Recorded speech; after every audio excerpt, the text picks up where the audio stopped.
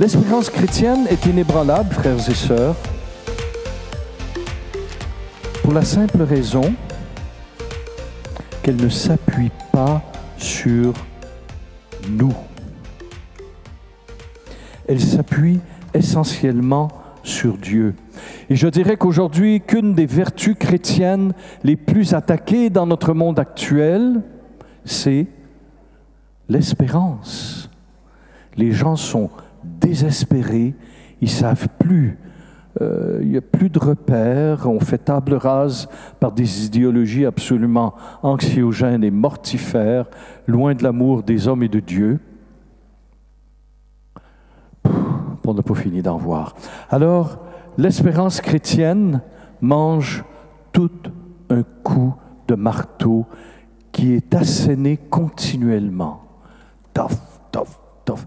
Qui vient qu'on risque de perdre la foi en Dieu et on se dit, mais qu'est-ce que fait Dieu dans ce monde? Trop de douleur, trop de souffrance, trop d'injustice. Moi, les hommes ou les femmes qui viennent me dire ça, oui, Dieu, ton Dieu, en plus je suis prêtre, hein? Oh, quel scandale! Alors, les gens disent, ils ont encore bu ce soir. Hein? C'est ce que disait hier notre frère Alberto dans les Actes des Apôtres. Ils sont pleins de vin doux. Et je dis à ces gens-là, oui, vous dites que Dieu est injuste, les enfants qui meurent, les enfants qui sont malades, les guerres, les maladies, la traite des enfants, etc., etc. Le trafic d'organes, on pourrait en nommer. Vous connaissez ça plus que moi. Moi, j'écoute. J'ai dit, d'accord, OK. Fait que je pose une petite question, tout simplement. Prenez votre temps, prenez votre temps. Seigneur, visite-les encore, visite-les encore, visite-les encore, visite-les encore.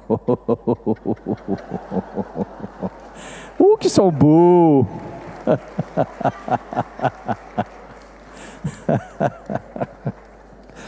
La puissance de la bénédiction de Dieu. Alors, je leur dis tout simplement, mais oui, d'accord, c'est vrai, il y a tout ça dans le monde. Mais j'ai dit, êtes-vous pour ou contre l'avortement? Oh ben ça, c'est pas la même chose. Ah bon?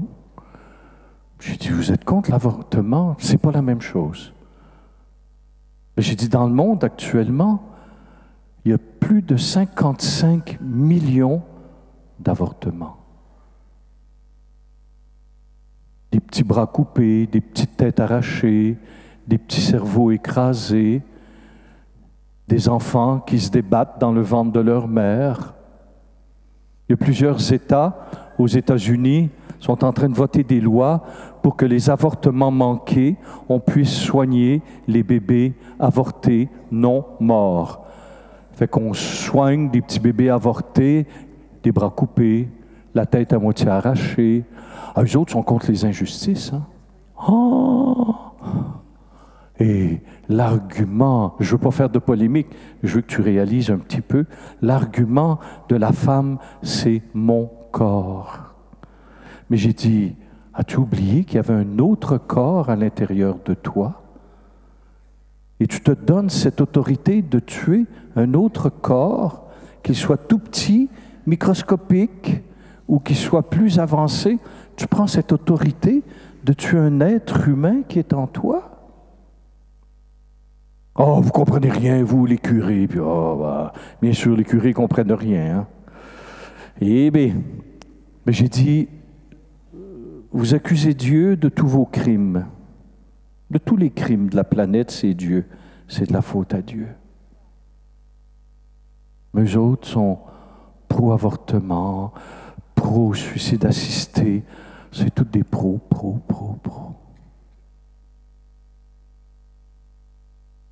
Ce que tu veux sauver, tu le détruis par tes convictions.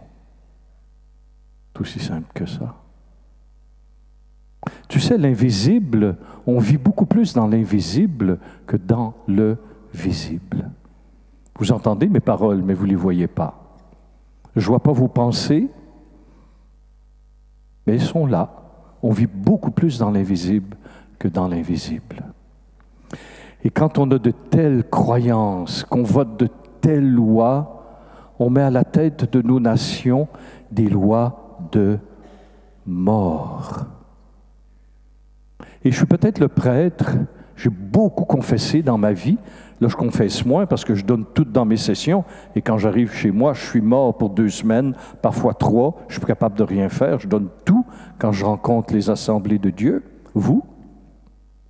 Assemblée de Dieu, ça veut dire Église. Ecclésia, tout est où en grec? Église de Dieu. C'est ça que ça veut dire.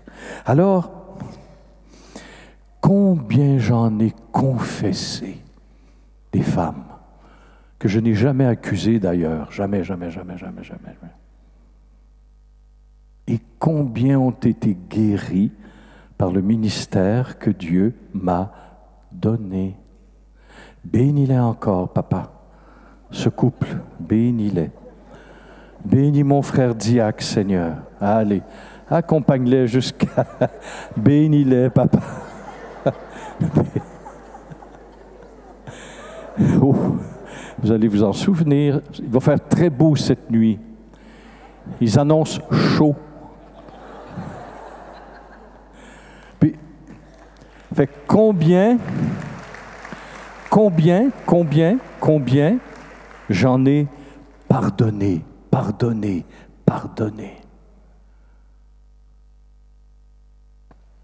J'ai vu des femmes, ça c'est un cas grave, ça. Vous savez, tout le poids qu'on fait peser sur les femmes dans notre société, c'est incroyable. Mais arrêtez de vous laisser faire, mon Dieu. Manel vient me voir, elle dit oui, paroissienne, pratiquante. Mon père, ça a pris 10 minutes. J'aimerais me confesser. J'ai dit oui, je l'accueille. J'ai dit, vous portez un poids d'angoisse, vous, terrible. J'ai dit, il faut du pardon. Ah, j'ai tout confessé dans ma vie, tout. Non, j'ai dit, il y a quelque chose que tu as confessé, mais tu ne t'es pas pardonné à toi-même. Oh là, bon, qui vous a dit ça, mon père? J'ai des antennes.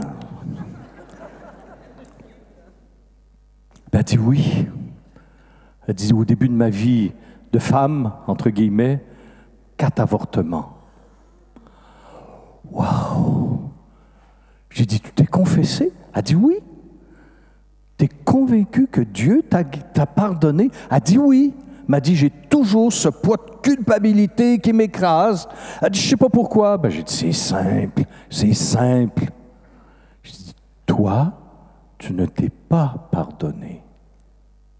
Oula, les larmes ont éclaté, c'est vrai. Et là, il a dit, le mensonge du démon. Le mensonge était celui-ci, je sais que mes enfants m'en veulent. Mais j'ai dit, Jésus les a sauvés dans sa gloire. Comment veux-tu que tes enfants t'en veulent? Ah, c'est vrai. Mais j'ai dit, oui, c'est vrai, madame. Alors, on a prié 3 minutes. Seigneur, par l'autorité de ton Saint-Nom sur ma vie, par ta grâce, je me pardonne. C'était fini. Le Seigneur l'a guéri de toutes ses angoisses, de tous ses fardeaux. Le dimanche suivant, je m'en allais célébrer à notre église paroissiale, à Saint-Salvi précisément. J'étais dans l'église, puis je priais en attendant les gens. Je vois une femme qui court. Elle court. Elle court et elle rentre dans l'église en courant. Ouais, j'ai dit, je la reconnaissais. Ah, j'ai dit, comment vas-tu? Elle dit, je suis venu à la messe en courant parce que Jésus m'a libéré. Jésus m'a libéré? Et je l'ai vu plusieurs dimanches de fil venir en courant à la messe. Combien d'entre vous sont allés en courant à la messe? Ne levez pas la main. Moi, oui, parce que j'étais en retard.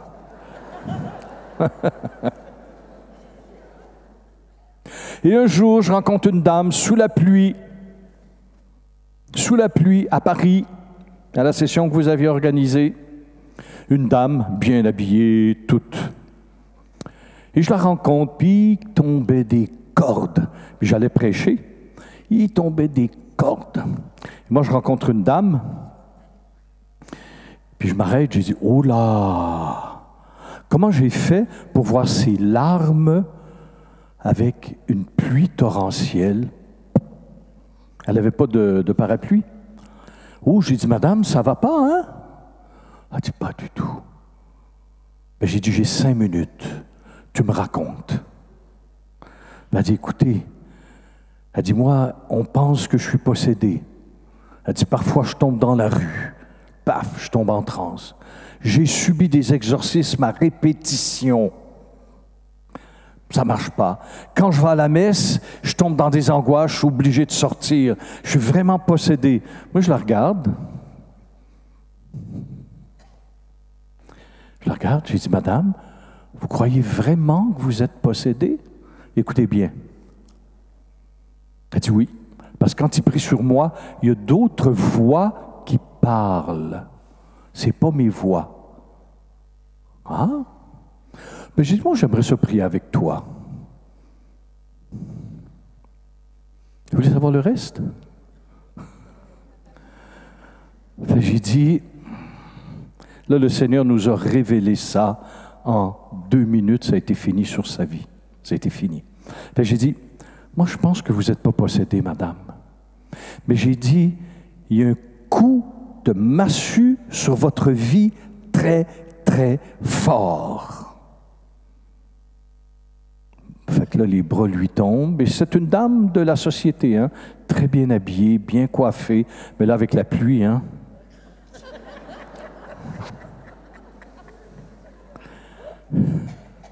Et là, tu vois ces dames, hein? Les larmes de crocodile, hein?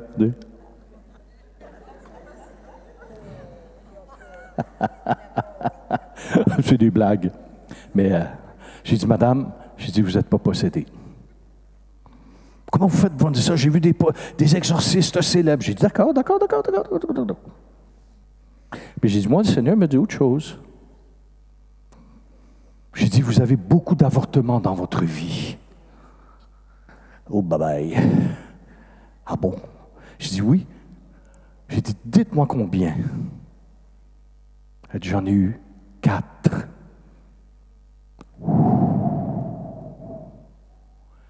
Qu'est-ce qui arrivait? La mémoire de la chair, la mémoire du corps, ça existe. Fait que quand elle tombait en transe, c'était des douleurs atroces de ces 4 avortements parce qu'elle avait en elle la mort. Elle avait en elle la mort. Fait qu'elle tombe en transe. Fait que là, tout le monde, elle est possédée du démon. Puis là, on chassait le démon. Et là, elle se mettait à parler en d'autres langues avec d'autres voix. Écoutez, comment Jésus m'a révélé ces choses. Et je pense que des médecins pourraient me dire que c'est ça, évidemment. Ça fait que j'ai dit, les voix que vous entendez, ce sont les cris de vos enfants pendant que vous les avortiez. Leur souffrance et leur voix s'est imprimée dans votre chair. C'est pour ça que vous tombez en transe. Et les voix différentes, ce sont les voix de vos enfants qui crient « Vous ne m'aurez pas, vous ne me tuerez pas ». C'était les enfants qui criaient. Et c'était comme si sa chair avait enregistré les douleurs des enfants qu'elle avait avortés en âge presque de naître. Hein? 4, 5, 6 mois, c'était des massacres. Mais j'ai dit, tes voix, c'est les voix de tes enfants. Tu l'as dans ta chair. Ben oui, c'est possible. Si tu savais, je pourrais t'en tenir jusqu'à 4 heures du matin, si tu veux. Mais c'est Jésus qui nous révèle ça. Fait que là, j'ai dit, moi, on va faire quelque chose. Tu es une catholique, tu crois à la communion des saints? Ah ben oui, OK. Bon, on va aller voir tes enfants au ciel. Je te raconte ça en détail, mais ça a pris 15 minutes. Hein? Dieu nous a révélé tout ça. Fait que j'ai dit, on va aller au ciel. On va aller au ciel. Vous voulez que je meure, mon père? Non. Mais j'ai dit, dans la communion des saints, tu vas demander pardon à tes enfants qui, eux, t'ont déjà pardonné. Coucou! Ils sont en Dieu. Mystère de la rédemption. Fait que là, je la fais prier. Seigneur Jésus, amène mes prières à mes enfants. Et là, je lui dis tout simplement, mes enfants, je vous demande pardon de vous avoir tué. Mais maintenant, je sais que vous êtes au ciel, pardonnez-moi. Et ensuite, j'ai fait prier la dame et j'ai dit à la dame, je sais que vous me pardonnez parce que vous êtes dans la présence de Dieu et Dieu est amour.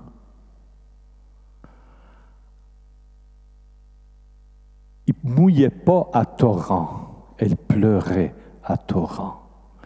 Et là, toutes les douleurs de ses enfants avortés dans sa chair, dans son corps, parties.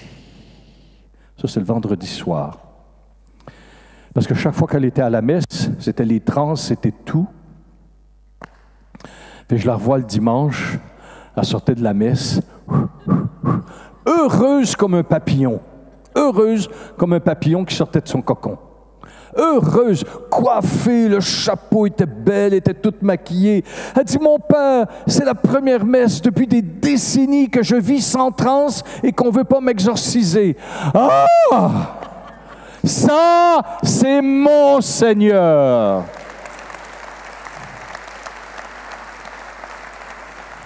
Eh oui, eh oui. Ça, c'est mon Dieu qui fait de si belles choses. Fait que c'était pas du tout le démon. C'était qu'elle baignait dans une atmosphère de mort. Et on sait qui est la mort. Satan, bien sûr. Mais elle baignait là-dedans. Puis quand elle tombait en transe, je me répète, c'était tous ces enfants qui se battaient en elle. C'était laid. Mais en 20 minutes, Jésus l'a guéri. C'était fini, fini, fini, fini. Quand vous priez avec quelqu'un, demandez la fine pointe du discernement. Toc. Si Dieu veut le donner, il le donne. Puis ça a été fait. Cette femme a été sauvée. Une autre comme ça, je m'en rappelle, la dame était par terre, pas donné des coups de pied partout, puis il y avait d'autres voix qui parlaient. Et là, ils sont venus me chercher, bien sûr, tout le monde paniquait.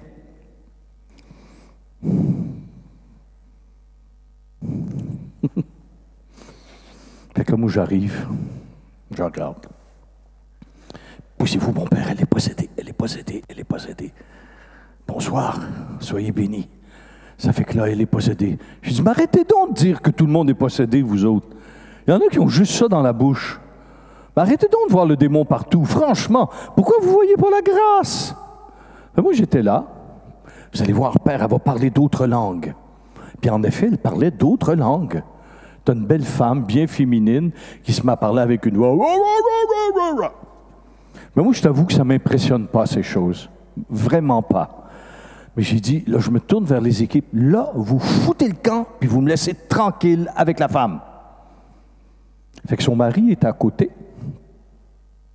Fait que je dis à la femme, je ne m'approchais pas parce qu'elle donnait vraiment des coups de pied violents. Oui, elle était violente, hein. Puis là, moi, ça ne m'impressionne pas, vraiment. Fait que là, j'ai dit, quel est ton prénom? Disons que c'est Sophie. Bon, Sophie, ton mari est là? Il était couché sous la table, repos dans l'esprit sous la table. Il avait volé sous la table. Fou. Bon. J'ai dit, tu vas faire un effort, tu vas aller te mettre dans ses bras. Fait qu'elle s'est traînée par terre en vociférant, en crachant, tout ce que tu veux, le spectacle. Fait qu'elle va se coucher dans les bras de son mari, puis là, ça l'a calmé un petit peu. Et son mari était complètement dans le Seigneur, lui. Fait qu'il a accueilli sa femme comme ça. Fait que là, je m'approche, je pense à prier en langue, puis j'ai dit au Seigneur, Seigneur, montre-moi ce qu'elle a, cette femme. Il y avait seulement deux choses. Deux. Il y avait deux voix. Elle quand elle se mettait à hurler, c'était la voix d'un enfant. Eh bien, l'enfant qui hurlait, c'était elle qui était dans le ventre de sa mère qu'on tentait d'avorter. L'autre voix, c'est qu'elle-même a tenté d'avorter. Fait qu'on entendait la voix de son enfant qui criait « Maman, ne me tue pas !» Et sa mère à elle, criait « Vous ne l'aurez pas, je veux la tuer !» Fait que là, c'est le démon. J'ai dit « Arrêtez, arrêtez !» Fait que là, comme je fais avec vous, j'ai commencé à prier avec un petit peu plus de puissance quand même. Et là, pffoum, elle est tombée, elle s'est calmée. Je l'ai revue 1 mois après. Mais je ne connaissais pas l'histoire de cette femme. Fait qu'elle dit, Père, je veux vous voir. Elle était avec son mari, bien habillée, toute belle, toute élégante, heureuse. Fait que j'ai dit, oui. Ah, j'ai dit, c'était vous. Elle dit, oui. J'ai dit, vous n'étiez pas possédé du démon. Hein? Elle était 20 ans de temps à être exorcisée. 20 ans. En plus, je connaissais les exorcistes. C'était pas des faux, c'était des vrais. Mais là, il y a un manque de discernement. 20 ans à subir ça, à tomber en transe partout, incapable d'aller faire son épicerie. Sa maison était sale parce que son mari faisait tout, mais il n'y arrivait pas à cause de son travail, etc. Là, en moins d'1 mois, quand Jésus l'a visité, quand Jésus l'a guéri, quand Jésus lui a pardonné ses péchés de mort, d'avortement, elle a pu, en 1 mois, peindre toute sa maison. Elle a recommencé à faire l'épicerie, elle a commencé à vivre et elle m'a dit quelque chose qui est le plus beau au monde. Elle dit, maintenant, Père, on veut un enfant.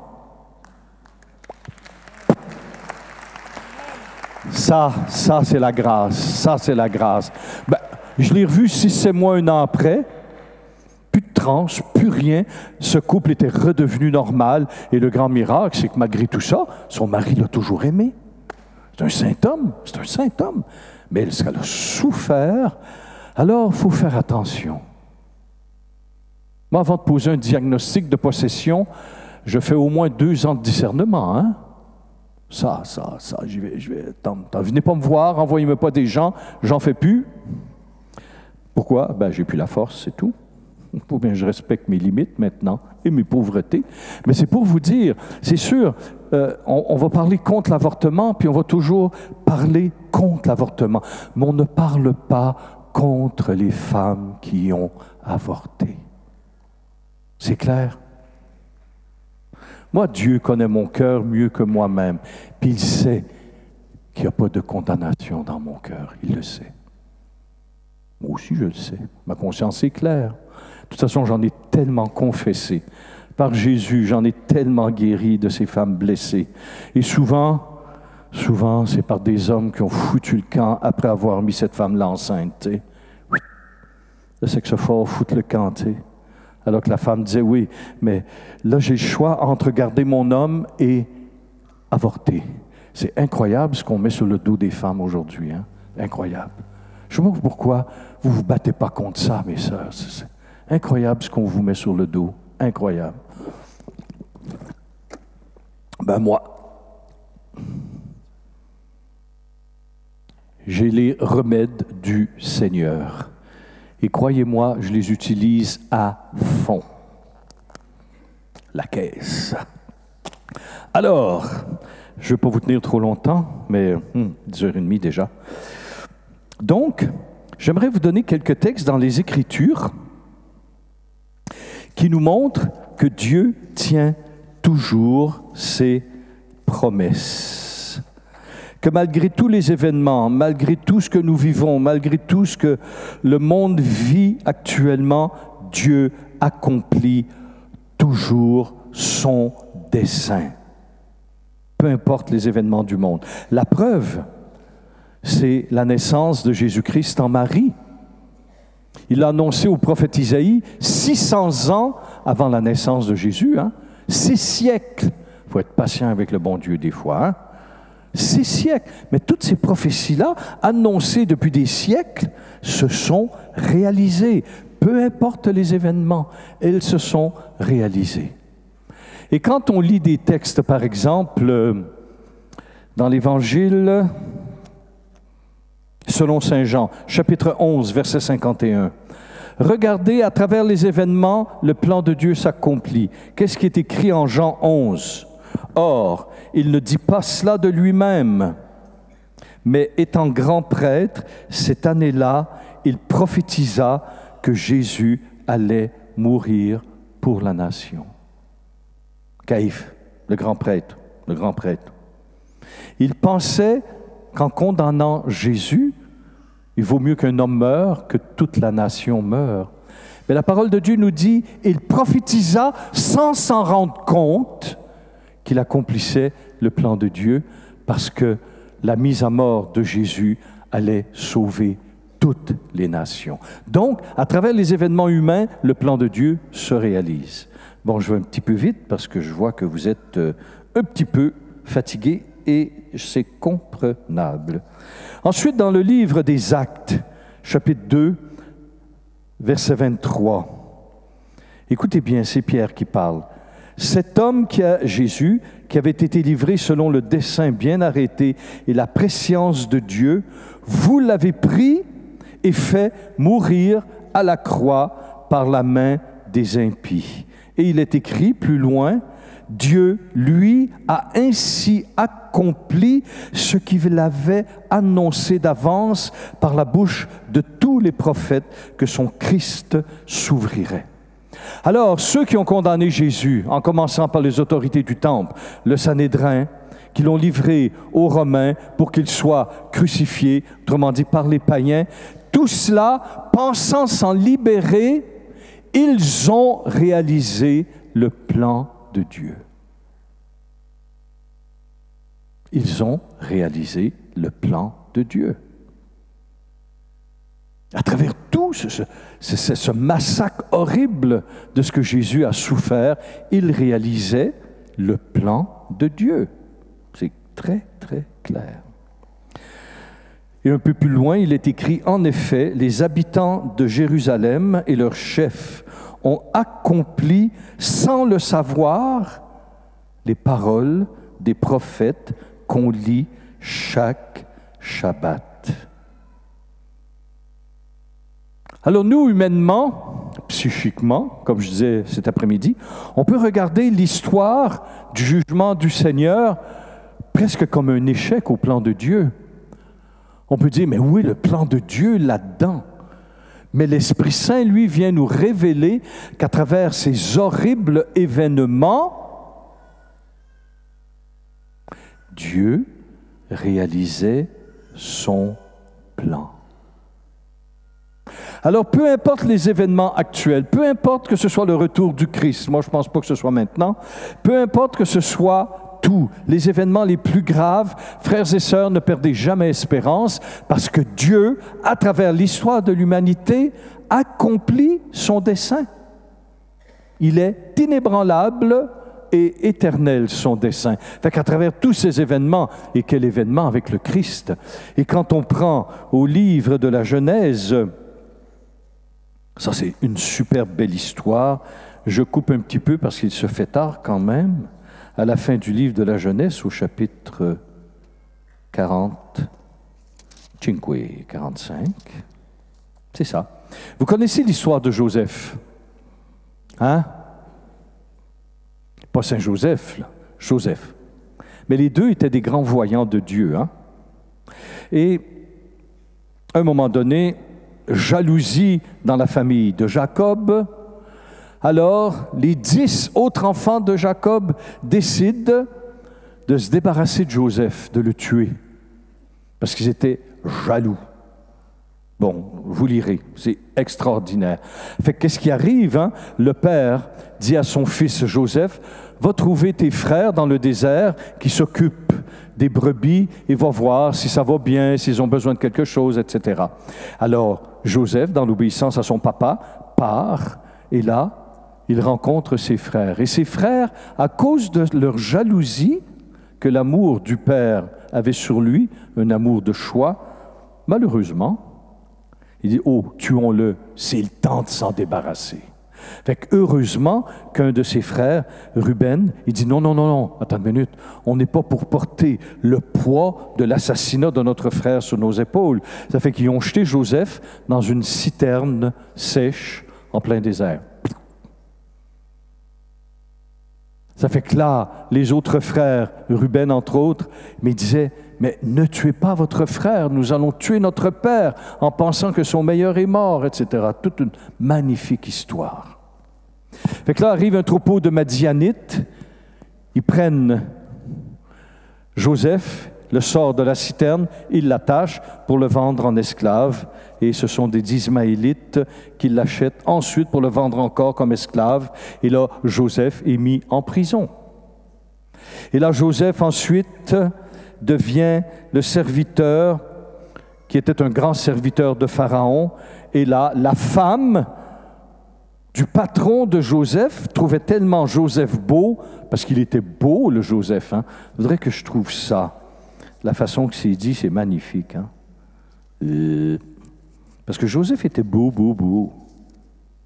Oh, peu importe, vous le lirez.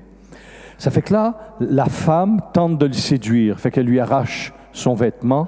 Puis l'autre, il dit, Joseph, jamais je ne trahirai mon maître, son mari, et mon Dieu. Fait que Joseph part tout nu. Fait qu'elle a se met à crier, ah! Il a tenté de faire des choses avec moi. Alors, son patron le met en prison. Et là, en prison, il y a deux autres hommes qui sont là, le panetier et l'autre qui devait lui servir les fruits et le vin. Fait qu'ils ont des songes. Joseph interprète les songes. Il dit à ces deux gens-là maintenant, dont l'un est sauvé, tu diras à Pharaon, parle de moi à Pharaon, que je suis en train de croupir en prison. Et vous imaginez les prisons de l'époque. Ça, c'est Joseph. Tout ce qu'il a subi, cet homme, c'est incroyable. Fait que là, plusieurs années après, celui qui a été sauvé par l'interprétation des songes que Dieu avait donnés à Joseph, il dit, « Hey, je connais, parce que Pharaon, c'est l'histoire des 7 vaches maigres et des 7 vaches grasses. » Fait qu'il dit, « Je connais un homme en prison qui interprète les songes. Dieu lui a donné ce don. » Fait que Pharaon dit, « Allez le chercher. » Là, je coupe, hein? Bon. Fait qu'il va, puis il interprète. Il dit, les 7 vaches grasses, c'est 7 années de superabondance. Et les 7 vaches maigres, c'est que sortant de l'Euphrate, ils vont manger les vaches grasses, mais même en mangeant les vaches grasses, les vaches maigres vont demeurer maigres. Je sais qu'il y en a ici, j'ai une parole de connaissance, qui voudraient être comme ces vaches maigres, manger tant qu'ils veulent et demeurer maigres. Non, ça c'est pas écrit dans la Bible. Ça fait que Pharaon, on se refait pas. Hein? Fait que Pharaon, il dit, « Oh, quel homme sage! » Fait que là, Joseph, il fait tout. C'est lui qui va nourrir les nations, il va nourrir. Pharaon lui a dit, « Tu es le 2e dans mon royaume. La différence entre toi et moi, ce n'est que le trône. » Tu t'imagines? Bon. Alors Joseph, il a vécu ça. Trahison, prison, tentative de meurtre, jeté dans des citernes, traîné dans le désert comme un esclave, et tout, et tout, et tout. Tout d'un coup, bien sûr, à Canaan, ses frères étaient en train de mourir de faim. Ça fait que le père, il dit aux frères, mais il dit, qu'est-ce que vous faites là? Allez en Égypte, il y a du grain, allez en acheter pour nous, pour sauver le peuple. Alors Joseph se met en marche, les frères de Joseph se mettent en marche, et là, Joseph dit à ses frères, parce qu'à un moment donné, il fait un petit peu de chantage avec ses frères, quoi. Il veut faire venir son frère, etc. Bon, vous lirez. Fait que là, après toute cette histoire, parce que les frères n'avaient pas reconnu Joseph. Ils ne l'avaient pas reconnu. Au chapitre 45, au verset 3, Joseph dit à ses frères, « Je suis Joseph. Est-ce que mon père vit encore ?» Et ses frères ne purent lui répondre, car ils étaient bouleversés de le voir. Alors Joseph dit à ses frères, « Approchez-vous de moi. » Et ils s'approchèrent, il dit, « Je suis Joseph, votre frère, que vous avez vendu en Égypte. » Mais écoutez bien comment Joseph, rempli de l'Esprit Saint, tourne les événements à la faveur de Dieu et de son plan de salut. Mais, écoutez bien, Mais maintenant, ne soyez pas chagrins et ne vous fâchez pas de m'avoir vendu ici. Il dit ça à ses frères. Écoutez bien ce qu'il dit après. Car c'est pour préserver vos vies que Dieu m'a envoyé en avant de vous. Là, c'est plus ses frères qui l'ont livré. C'est plus les Madianites et les Ismaélites là, qui l'ont voué à la prison, à la chaîne et aux chaînes et à la torture et à tout ce que vous voudrez. Hein. Non, lui il dit qu'à travers tous les événements, car c'est pour préserver vos vies que Dieu m'a envoyé en avant de vous. Voici en effet 2 ans que la famine est installée dans le pays, et il y aura encore 5 années sans labour ni moisson. Dieu m'a envoyé en avant de vous pour vous assurer la permanence de votre race dans le pays et sauver vos vies pour une grande délivrance. Ainsi, ce n'est pas vous qui m'avez envoyé ici, c'est Dieu. Et il m'a établi comme père pour Pharaon. Écoute bien, là je condense. Joseph, livré par ses frères, vendu comme esclave, traité en prison, etc. Joseph est glorifié par le Seigneur.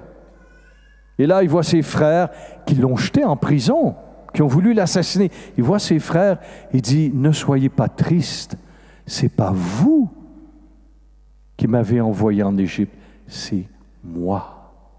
C'est Dieu qui m'envoie pour vous sauver. Mais qu'est-ce qui était dans ce plan? C'est que dans ce plan, plusieurs milliers d'années avant, le Dieu devait préserver son peuple d'un génocide complet parce qu'il avait en vue la venue du Sauveur en Marie. C'est ça qui était en jeu. Ça fait que peut-être Joseph, plus ou moins vers 1000 ans, ou peut-être plus, même avant Jésus-Christ, Dieu déjà sauve son peuple en vue de l'incarnation. Et c'est pour ça que même dans la Deuxième Guerre mondiale, à la Shoah, Dieu n'a pas permis que son peuple soit totalement annihilé. Pourquoi? Parce que Jésus nous dit, le salut vient des Juifs. Fait qu'il y a tout un plan de Dieu qui se déroule en vue de l'incarnation. Bon, ainsi, ce n'est pas vous qui m'avez envoyé ici, c'est Dieu. Alors, ce que je veux te faire comprendre, que le désespoir n'a pas de place dans notre vie, parce que même à travers tous les événements de nos vies, comme dans la vie de nos enfants, comme dans la vie des peuples, comme au cœur de l'histoire, c'est Dieu qui toujours, même à travers le mal, fait tourner tout au bien et à la manifestation de son dessein de salut pour toute l'humanité. Amen. Je termine. Et là, il y en a qui veulent applaudir quand j'ai dit « je termine ». C'est bien quand même. Je vous le dis, c'est le dernier verset. Yep. Allez, tourne. Qui est absolument merveilleux.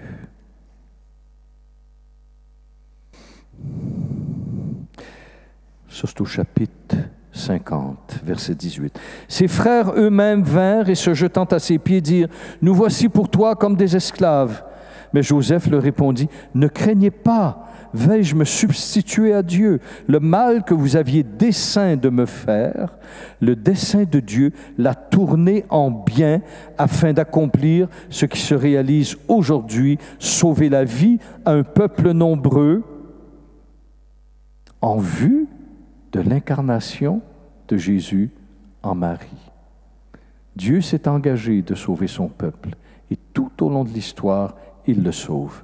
Alors, peu importe ce qui arrive aujourd'hui, nous devons garder toujours l'espérance. Parce qu'à travers ces quelques versets bibliques, et il y en a d'autres, mais là je vous en fais grâce, c'est qu'à travers tous les événements, peu importe les guerres, les ci, les ça, croyez-moi, le dessein de Dieu s'accomplit parfaitement.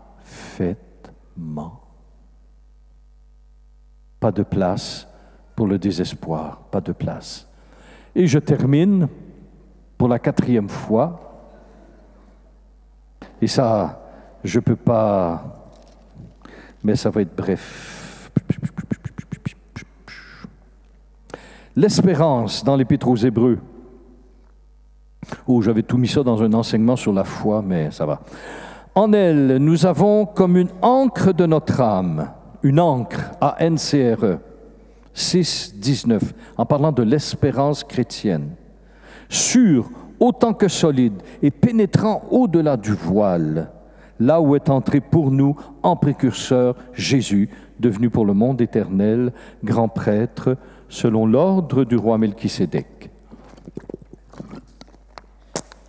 Vous savez, c'est quoi une ancre? Une ancre de bateau. À quoi ça sert? Pour que le bateau parte au large, par le vent, la tempête, etc. Bon. Il y a 2 extrémités à l'ancre. Quelles sont ces 2 extrémités? Il y a une extrémité qui est fixée au bateau, et l'autre bout de l'ancre est fixé au fond de l'océan, justement pour retenir le bateau. La parole de Dieu nous dit que l'espérance est une ancre. Alors l'ancre a 2 extrémités. L'une des extrémités, elle est plantée dans notre cœur profond. L'autre extrémité, dit la parole de Dieu, elle est plantée sûre autant que solide et pénétrant par-delà le voile là où Jésus a pénétré.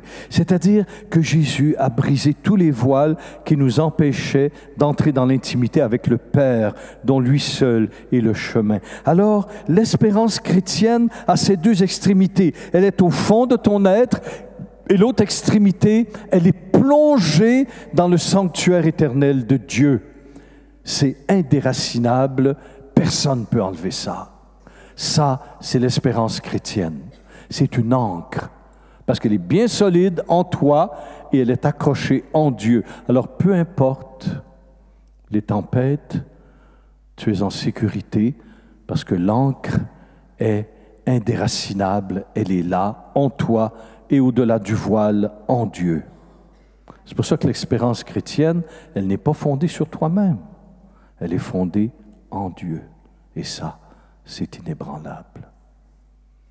Alors, qu'on vous annonce les guerres nucléaires, ça peut. Je ne dis pas que ça n'arrivera pas, je ne sais pas. De toute façon, je ne veux pas le savoir. Moi, ce que je sais, j'ai posé tant de fois la question, Seigneur, dernièrement. Seigneur, qu'est-ce que tu veux qu'on fasse dans tout ce gâchis du monde actuel? Une parole m'a été donnée. Sois un bon chrétien. Point. Alors, peu importe que la bombe atomique te tombe, tu ne restes pas là, tu t'en vas au ciel. Et aujourd'hui, c'est plein de martyrs dans le monde qui sont justement remplis de cette espérance. Frères et sœurs, Dieu est bon.